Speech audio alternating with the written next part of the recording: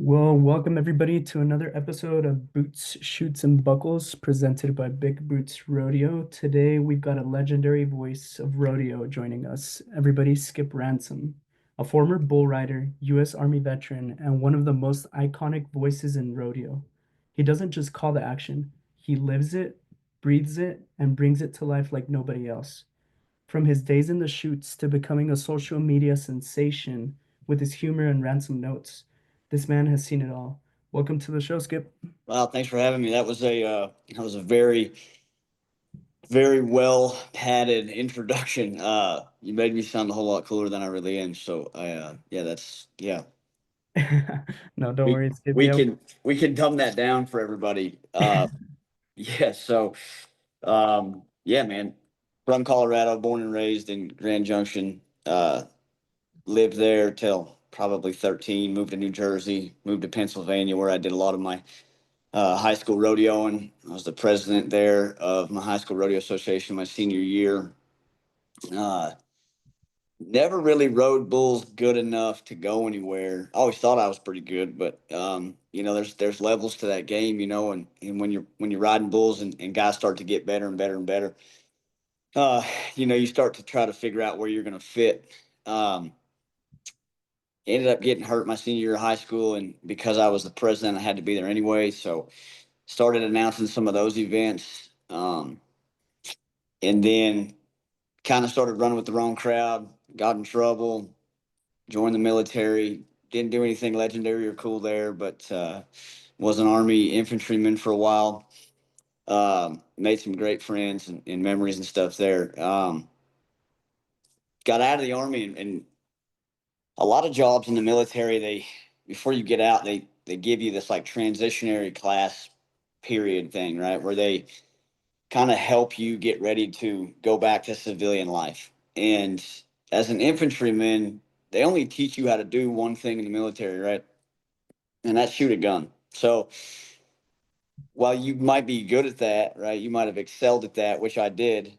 Um, 2 Army medals of accommodation and some different achievements there, but really no skills that kind of go from the military to civilian life, right? Not a whole lot of terrorists out there at Walmart, right? So um, I went and started just doing what I know how to do, and that's just put boots on and go to work. And so started working at a horse ranch and cleaning stalls and just low man on the totem pole, and uh, which was humbling for a 25-year-old guy, who went from being a bull rider and pretty popular to popular for other reasons I wasn't real proud of, and then you get out of the military and you're like this well oiled, in shape, you know, guy.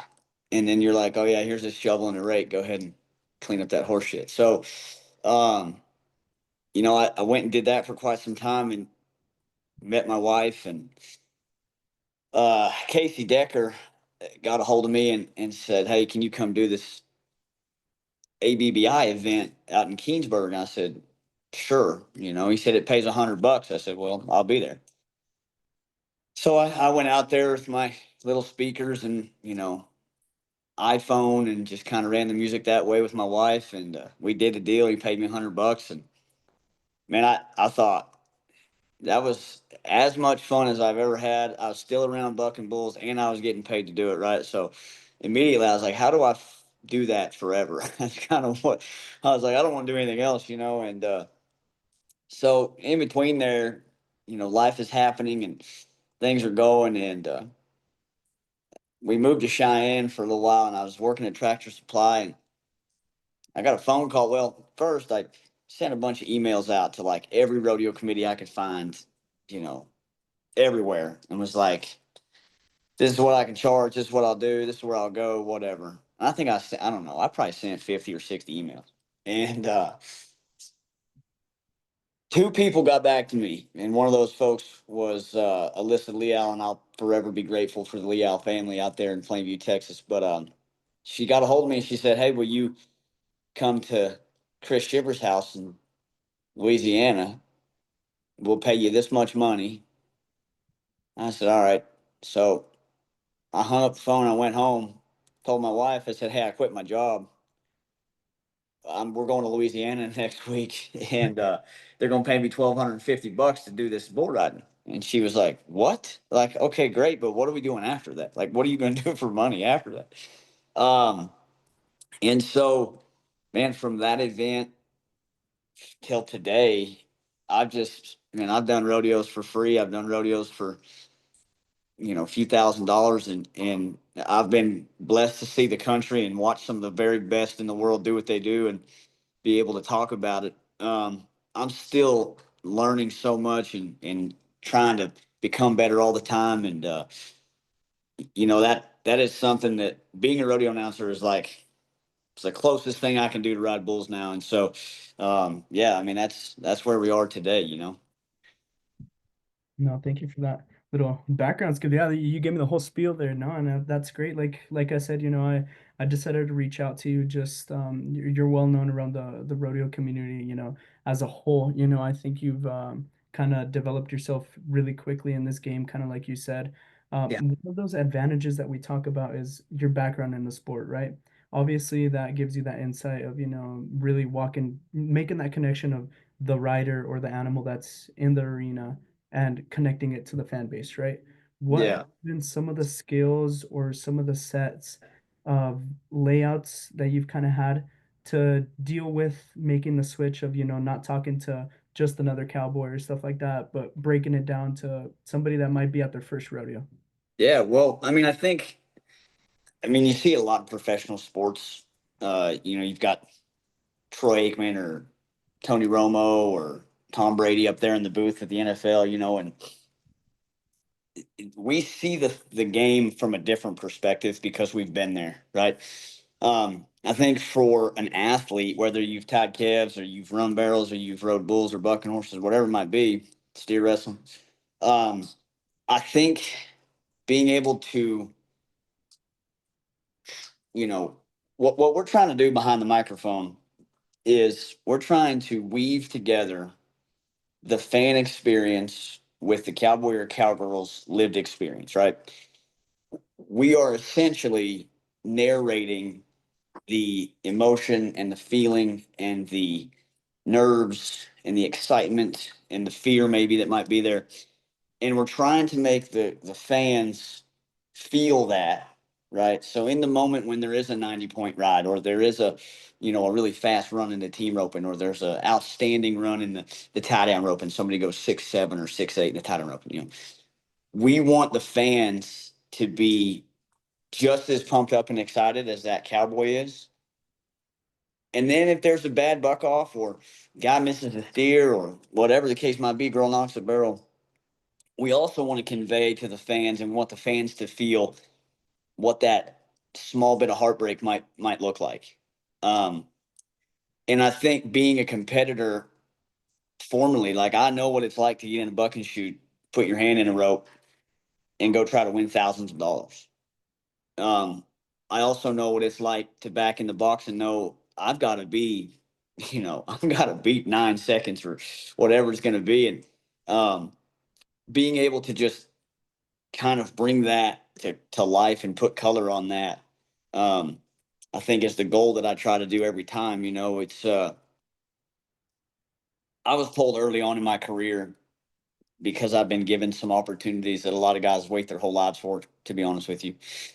Um, Matt West and Scott Grover have been two guys that have really like mentored me and kind of helped me, on this path here, and Anthony Lucia and them guys. But Matt told me, he said, look, just be yourself, man. You're going to tell the stories, but be yourself. There's already a Bob Tallman. There's already all these guys that exist. So just be you. And I think that's really important because rodeo is such an individual sport most of the time. Even in a team roping, it's a team sport, right? Team event. But if the healer's not doing his work outside the arena, it doesn't really matter what happens when he gets in the arena. He's probably not going to do well, right?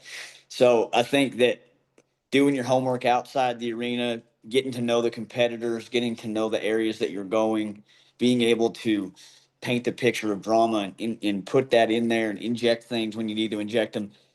Then also knowing when to be quiet. when to just kind of let the thing happen in the arena and develop and let the fans kind of see it, absorb it, witness it, experience it, and then break it down for them so that they can digest it a little bit better.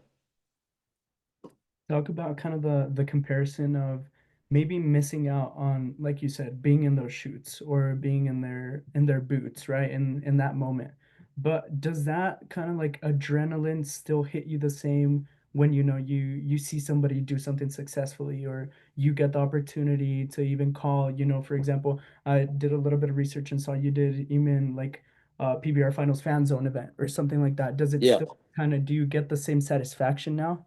Oh man, I don't think there's anything that ever compares to riding a really good bull, and stepping off that thing and knowing you slayed a dragon. There's nothing in the world. Maybe having a kid might do it. I don't know yet, but um, there's a lot of things that I've done in my life that I thought, man, this got to be better than ride a bull, but nothing. Now, when it comes to announcing, I still get the same feeling as I did when I was riding bulls because I know that for the next 2 hours, I'm in charge of making sure everybody here feels the same way that bull rider feels. Um, I still get the adrenaline rush. If somebody rides a really good bull or ropes really well or does something crazy, I'm like, wow, that was insane. My heart still beats super fast. I get nervous before every single performance. It doesn't ever change. I host a show in Las Vegas during the NFR at the Westgate, and every night at 4:50, it's like every time just nerves come, and I don't think they're nerves of like I'm not anxious, I'm nerves because I want to do well and I care about what I'm doing, and I've come there and people have expected something of me, right? And so it's my job to deliver that. And so the nerves are just, I think, a culmination of preparation, excitement, anxiousness, and then the result, you know, because I've had days, man, that are not good. I've had performances where I've not done a good job, where I was off or I had a bad day that day before, or, whatever the case might be. And so a lot of it does kind of translate over to the microphone, just like it would in the arena. But yeah, I think just being in that environment for so long. I mean, from the time I was 5 years old to the time I was 30, pretty much, all I did was rodeo. So 25 years of being in the arena, and then 4 or 5 years prior to quitting being outside the arena sometimes. And then now that's all I do is announce rodeo. We went to Belton, Texas this last Saturday for a great event, the bull team only deal. And if you never checked one of those out, you should check it out. The BTO is something that's for the bull team guys. It's for guys that have a 22 or 23 point bull that can get rode. Chad Johnson owns that deal. He's the CEO. Lance Bloyd with Bloyd Landing Cattle. He's got a position there. He's kind of known for the Buck and Bull Pro dummies. He also had a big hand in. I think I'm legit too. Was actually born at his ranch, but and raised up and kind of went that way. Um, but anyway, those guys called me and said, "Hey, can you come to this event?" I said, "Yeah." So we go down there, and I mean, anytime you show up in Texas, there's going to be a group of guys that are just handy. So Noah Lee, Mike Lee's son, Rubens Barbosa, uh, Brady Randolph, uh, Braden Gilcrease, Damian Crushhall. I mean, just a ton of guys that, I mean, at some point in their career, they've either been to the PBR World Finals, they've been to the team finals, they've been to the NBR finals, they've won. Jesus Vila was there. He was 86 and a half at his very first PRCA rodeo. I mean, just guys that are pretty handy, right? And so you get to call them and talk about them. And then there's bulls there that have been to the PBR World Finals, and so it doesn't have the sticker of PBR on it, but for all intents and purposes, the BTO is more about the bucking bulls, but at the same level, and so it's fun to go watch bull riding at a high level or rodeo at a high level and be able to get to talk about it, man, and get paid for it. It's like, what else in the world would you want to do? You know what I mean? There's a lot of things I could do, man, but I don't miss riding bulls as much as people think. I see him run those bulls in there now, and I'm like, no thanks. You can have that. I'm good on that. He's big, and his horns are big and scary, and I'm okay. Thanks. That's it. Yeah, the body doesn't hold up as well. Yeah. No, For those, yeah. no, Skip, talking a little bit about kind of like you said, t touching up on events like the NFR compared to that first event with Casey. yeah, What about, have you ever had moments, I bet, right, of kind of that imposter syndrome of saying, you know what, like, damn, I'm really stepping foot at the NFR, like you said, people wait on these opportunities, and it's like kind of like God sent in a way that you've ended up in this spot, right? Has there been yeah. a moment of reflection here that you get every now and then? Man, I'll tell you a short story. So my wife and I went to the NFR. I want to say it's like 2019, right before COVID, kind of screwed everything up. And I was slated, or I should say, I was in line to go announce some velocity events. And that phone call never came. And so we went to the NFR, and I told my wife, I'm not coming back here until I'm hosting a show by myself or I'm announcing. I'm not coming back here. Well, that next summer, uh, one of the best guys in my life, Cody Oden, owns Espuela Productions and Espuela Design Co., where I get all my sport coats from. And he called me up and he said, "Hey, I'd like for you to host my show in Las Vegas in December." And I was like, "What? Like, this is crazy, right?" So we go out there and we do that show. And, the whole time I thought, man, this is like, I prayed for this. I wanted this. I needed this, whatever. Um, and that was in 2021, I think. We did the first one. Yeah, 2021. So, and maybe 22. I don't know, one of those years. So, anyway, that happens. And I go and I'm doing all this stuff. Well, before the reflection came and before the humility, I guess you could say, came, I got pretty cocky. I got pretty full of myself and was like, I should have this and I should have that, and this guy shouldn't have this or whatever.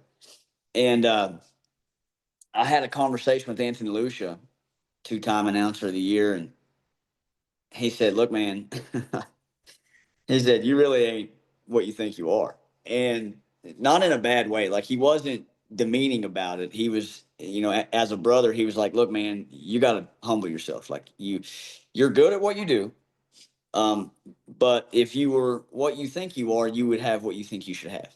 And it's not your decision, it's God's decision, right?" So the godsend thing, the comment you made about that, like, everything I have in my life is because of God. Everything I have in my career, my marriage, everything is because of Jesus. And it took me a minute to kind of get sat down and say, look, this none of this would be happening if you didn't have Christ. And so I had to eat some humble pie, and I had to kind of realize, like, man, you the imposter syndrome thing is literally every day. I know that I'm not good enough to be where I'm at, but Christ is, and he's put me there, and he's propped me up and made me what I am. And so I'm thankful for guys like Lucia who are willing to tell you when you're not being what you should be. But also encouraging you to stay the course and do what you have to do. Announcing is a game, dude, where there's a there's a lot of guys with a fork and there's not a whole lot of pie. Um, Now that's not to say there's not enough events for everybody, because there is. But just like the NFL, there's only room on that roster for 53 guys. You know what I'm saying? Like, the NFL Combine is going to start this week, tomorrow, I think, and I think there's some like 400 or 500 guys that are going to that combine. Well, out of that 400 or 500 guys, they're only going to pick 130 of you. You know what I mean? So they're going to take less than 25% to the NFL. And so there's other professional football leagues that exist. There's Canada, there's, this USL or USFL or whatever it is, the United States Football League. There's plenty of places to go and exhibit your talent, but there's only one NFR. There's one PBR World Finals, there's one NFR Open, and there's only one Canadian Finals, right? So when you talk about imposter syndrome and like where you think you should be, or if you know what I mean, yes, that exists. And yes, every day I think, man, I want to be there, but I don't know if I'm good enough to be there. But then you go and you do an event like the BTO and it goes really well. And I just watched the video yesterday, the live taping of that. 30 minutes I sat there and I analyzed what I said, how I said it, when I said it. Just like you would watch film on a defense or anything like that. I think when I was wrestling in high school, I had a coach that was really big on you will win because you won't get tired, right? You will outwork everybody else. I don't care if your technique is as good. I don't care if you're as fast, but you will not be outworked. And I took that and I still use it every single day. There's a lot of guys out there, man, that will go do an event and get paid $1,000 for the performance, and that's what they do the rest of their life. Um, I would rather get up every day and know that there's an opportunity to get better, know there's an opportunity to improve my announcing, improve my marriage, improve myself, and do that every single day. And if I never announce at the NFR, knowing that I got up and tried to be 1% better every day kind of alleviates that imposter syndrome a little bit. Um, that's the goal, right? But the reality of that happening is, that's up to him. I don't have any idea if that'll happen or not, but we remain hopeful. We're faithful and we pray. And I'm just blessed that, you know, people want to go to a rodeo and listen to me talk, I guess. Exactly. Yeah. Make it a little more entertaining for them, right? Yeah. Yeah. We talk a little bit about the development of the athlete caliber that you broadcast, right? Talking Yeah. about guys that are, at the top of their game. And it's kind of a little bit super competitive, right? To see how the nature of the bucking bulls, the nature of the riders is developing rapidly, right? The breeding program, stuff like that. Oh, yeah. We don't really talk about the media aspect, or for example, the announcements, the TV coverage, stuff like that. Do you think we're going through kind of like a time, especially with social media and how much access we have to everything, that we're kind of developing on the media and announcer side as well? I think for sure social media has given a lot more people a platform and the ability to be a part of the sport, which I think is great. Um, I think that kind of like when color TV came out, social media is growing exponentially year after year after year. And the access to information that we have is so great now that it's really easy for guys to do their homework. It's really easy for me to just type in, you know, pro bull stats. Thank goodness for Slade Long.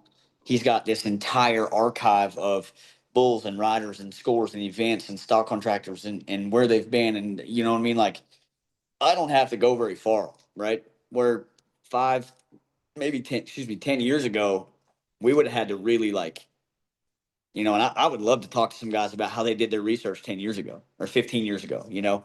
But yeah, I think media has, you can go on TikTok, man, and find probably right now, probably five or maybe even more than that, people that are really seriously embedded in rodeo. A good friend of mine, Megan, she's got a podcast called Talk Rodeo to me. Um, she's awesome. She's great. Should have been a cowboy with Cole Robertson up in Canada. Um, like there's so many now. There's Let's Freaking Rodeo. I mean, I can name probably five or six podcasts right now that guys are actually listening to, girls are actually listening to, and I mean, I think that's awesome too because I think you're getting a perspective. The Wealthy Cowboy podcast, all that stuff. Dale Brisby, for God's sakes, that guy Dale has done for rodeo what I think a lot of people wish they could have done. Um, he's a saddle bronc rider who, for whatever reason, became a personality. You know what I mean? And now he fosters young athletes through his social media. I mean, he's given guys careers that would never have a career where they are. And I think that social media is the main component to that aspect, to his life, right? Um, TikTok in particular, for whatever reason, the algorithm on TikTok is either like hyper focused or something, because the people, you can have 40,000 followers on TikTok and have 1,200 followers on Instagram. You can have 50,000 followers on Facebook and have 30,000 on Instagram, right? So, like, I don't know what the disconnect is, or how you can kind of get all those to be cohesive, but social media, if I'll say this, rodeo is that of tradition. It is, we've done it this way, so we're going to keep doing it this way, right? If you are not on social media as a rodeo athlete in some capacity, now I'm not saying you got to have a page where you have 100,000 followers or you have to like do silly dances. I'm saying if you're not promoting yourself on social media, it's very difficult to get sponsorships, to further your career, to uh, get to bigger events, to sell horses if that's what you do. Um, there's directors in Hollywood right now that are looking at actors, and if you don't have a certain amount of followers, you don't get hired for that role. When you go to a sponsorship meeting, or you're looking at a company or they're looking at you, and they say, how many followers do you have? If you have less than 10,000, it's a very good chance that you're not going to get that deal. So I think social media is extremely important. I think that without it, largely, I probably wouldn't be where I am. Um,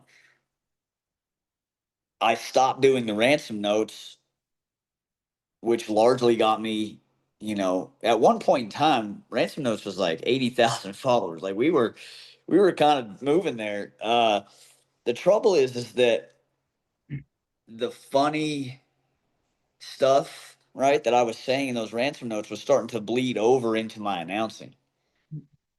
And while a meme is funny, when a rodeo announcer makes fun of something that happens in the arena that's kind of a detriment to the rider, it doesn't bode well with committees, right? And so it makes you look like an asshole.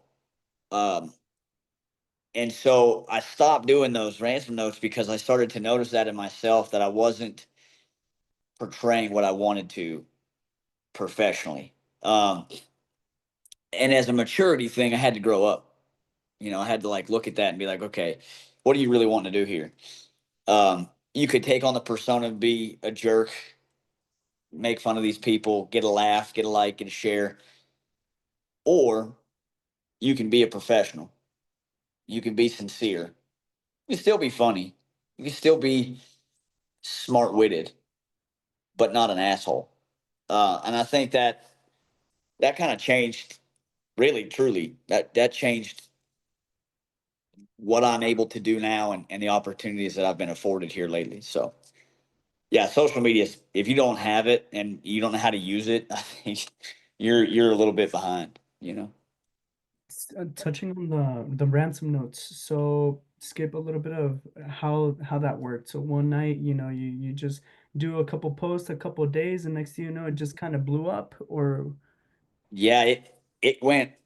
That's such a, like, it's so crazy sometimes, man, how how the hands of God sometimes are so, they craft things so quickly. They mold something so quickly, right? And then they hand it to us, or he hands it to us rather, and we just break it, right? So that I made a post, one post on Facebook at like 11:30 at night. I was a nobody. I had nothing. I had zero. I had like 200 followers. Like I didn't have anything, right? Um, so I made this post on Facebook, and it was super silly, and it said something about, you know if he's a barrel racing boyfriend, like he has no option to record that thing twice, the time type twice or something like that. Um, and I posted it. I thought it was funny. I posted it, right? Mostly because I just watched a video of a guy who recorded the time of the barrel race, but he only recorded it the first time they said it. And as he was putting the camera down, they reset the time, but it was different and it was a little faster. And so I was like, oh, he's going to catch hell for that. Like, he's going to be in trouble. Right. So I made this ransom note. And it wasn't a ransom note. It just was, I just put it up there. And so the next day I woke up and it had like 300 shares, 30,000 like it went to the moon. Like it was, I always think about if I'd have put that on TikTok as a video, I'd probably would have had like 5 million views. Like it would have went crazy. And so I do that. And then a bunch of people were like, you got to keep doing these. Like you got to keep making them. And I was like, okay. So because I had a successful post and I was like, oh, I got a million of these lined up. And I just kept posting every day, 2 or 3 times a day. So over the course of like 3 years, dude, it went, it went crazy. Like it was insane. I had 35,000 followers in 3 weeks on Facebook and all this stuff. And my Instagram exploded. And like, dude, I got insane offers. I got insane. People are insane. When they think that they're about to jump on a lightning bolt, dude, they will offer you wild stuff. Uh, but like inside of that, I met some really awesome people, and I got to do some really cool stuff.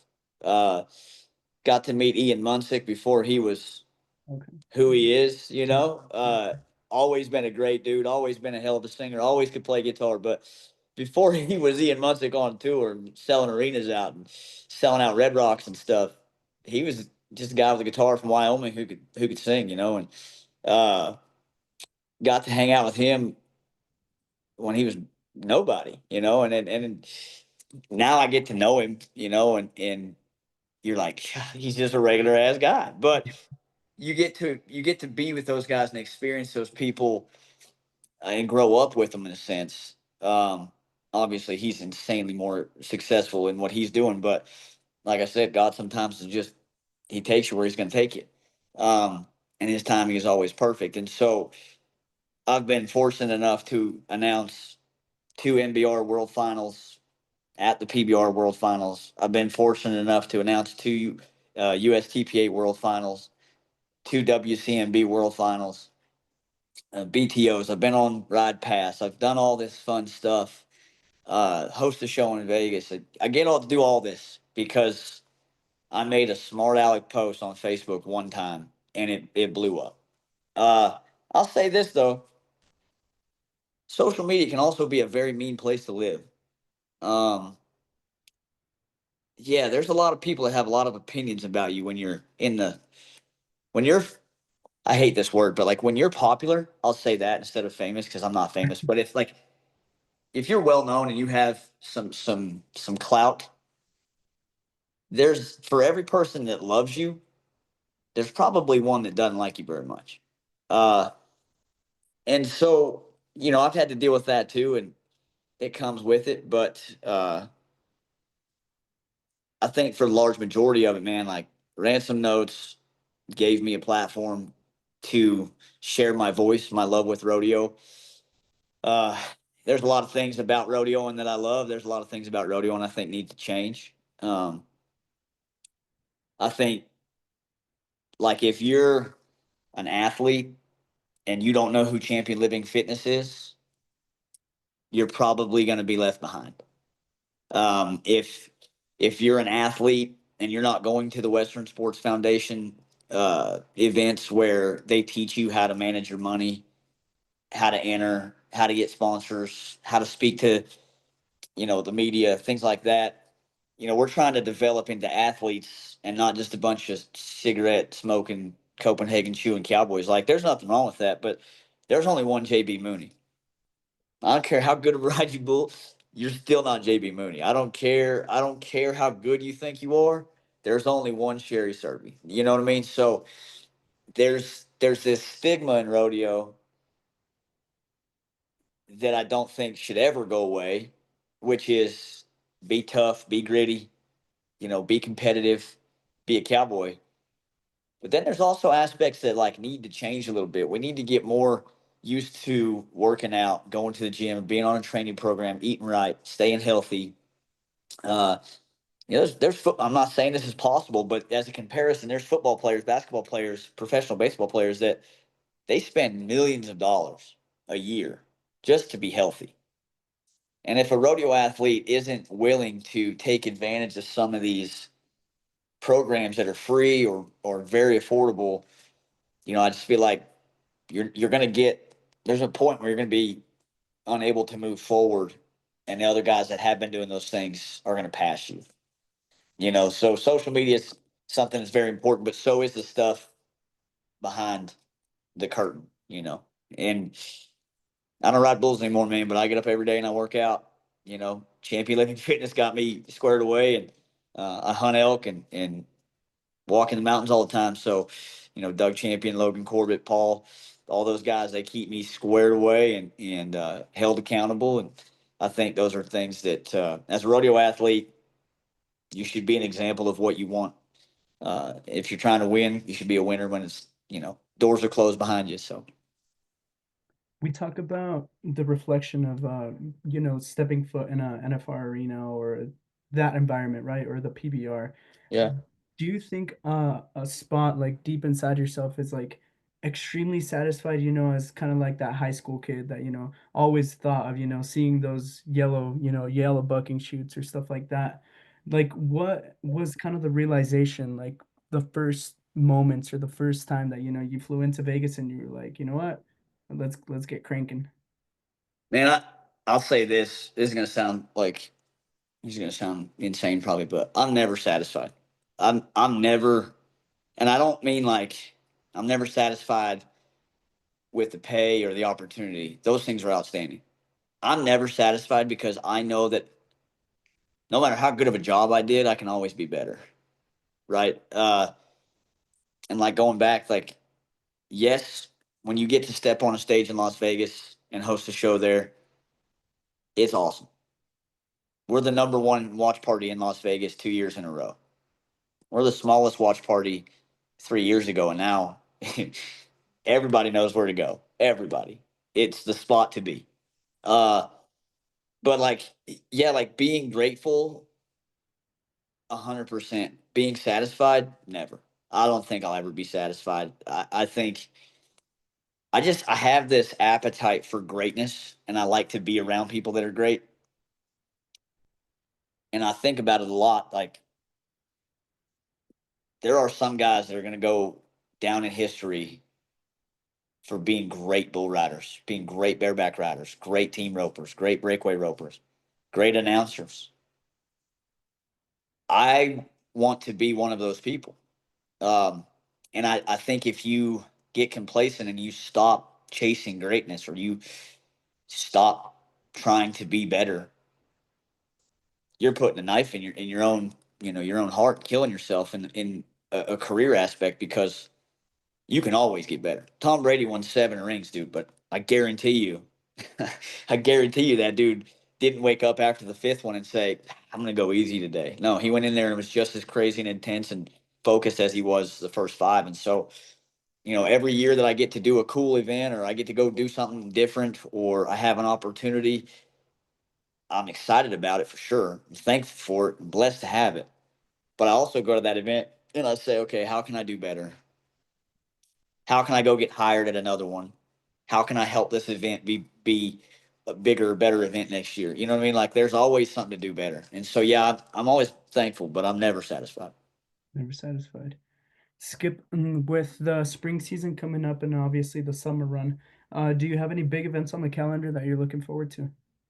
Yeah, so we're headed to, let's see, Idaho Falls, Idaho, the end of April for a High Desert Buck and Bull Association bull riding. It's a fraternity in the morning. They buck some 2-year-olds, and then at night they buck a 3 and 4-year-old Derby Classic deal. And it's just you get to see the upcoming bulls coming out of there, out of the Northwest. So that's exciting. We're getting in June. We're gonna do another BTO in Graham, Texas. That'll be on Equus TV live. You can watch that, and then. Colorado, we do a lot of CPRA rodeos, and so July 4th weekend are always like I always love those two rodeos. The 4th of July run is always fun, but we go to Craig and Meeker, Colorado, and those are two really fun events. We've had the pleasure of doing those last 2 years. I think since 2020, I think we've been doing them. So last 5 years now. So it's been fun to do those. An event that I always like, probably my favorite event of the summer, dude, is Salida, Colorado CPRA Rodeo, uh, Chaffee County Fair. It's like the crowd's awesome. The town is great. They take really good care of us. The arena's beautiful. Like it's just a good setup. We have a lot of fun. My wife and I love the town. So, uh, yeah, if I had to pick a handful of them, man, that'd probably be it. We we're blessed to do a bunch, and I think Las Vegas is one you can't leave off the list. Like I'm freaking stoked to go to Las Vegas, but 60th year, I think the NFR 65th year or something, like it's going to be pretty big deal. But as far as like the indoor rodeo season, we got some high school rodeos coming up. We'll be in Loveland, Colorado, in April 11th or 12th or something for the high school rodeo as that season starts to kind of wind down. Uh, but yeah, I think July 4th is always a good run. Idaho Falls is always going to be great. So some good ones coming up, but the first one and the last one are always the most fun. You do the first one, you're like, hell yeah, let's go rodeo. And you do the last one, you're like, thank God we're done for the year. Yeah, for You get that 4 or 5 week break in January and then it's right back to it. So right back to it. And for traveling to the rodeo and stuff like that, so it's just your wife and yourself that call all over the country basically. yeah, man, my wife and the two dogs, we take them, they're laying on the floor right now, but we take them pretty much everywhere we go. But yeah, it's just me and my wife and the dogs. We just pile in the pickup and we go. Chad Drury, nothing but try ranch. He's got a bull riding every Wednesday or every other Wednesday, starting in May to August, in Eric, Oklahoma. And a lot of my bull riding like events that I've gotten to be a part of have come from being the voice at his events. Hard labor, a bull that bucked at the 2020 World Finals in Texas, broke his leg in North Carolina at a bull team event. I mean, just he made that ranch so famous, like insanely famous. Like Addie can't go anywhere. Addie Drury flanked him. She was the first Yeah. girl under 18 to flank a bull. I mean, just the whole story is awesome, and the Drury family's been great to us. So I look forward to those events too. I mean, he's a great guy. Takes really good care of me, and his wife and Addie. They're so cool. So I think yeah, going to Eric probably honestly those are my favorite events. Might be the favorite one. We talk about a little bit about traveling with your wife. How important has it been, having somebody with such support? I feel like sometimes, or like I've heard, especially in the cowboy way, kind of like we were talking as riders, it's kind of hard sometimes to balance life or, be like, oh, I'm gonna go across the country on my own or stuff like that. But to be blessed with the opportunity to, have a wife that wants to tag along to be with you during this whole journey. Yeah, I mean, I don't know if she wants to go a lot of times, but she does like going. But man, she changed my life. I mean, when I met her, she changed my life. Like her dad's world champion bull rider, her brother's a rodeo announcer. So like she's kind of in it. She doesn't really have a choice.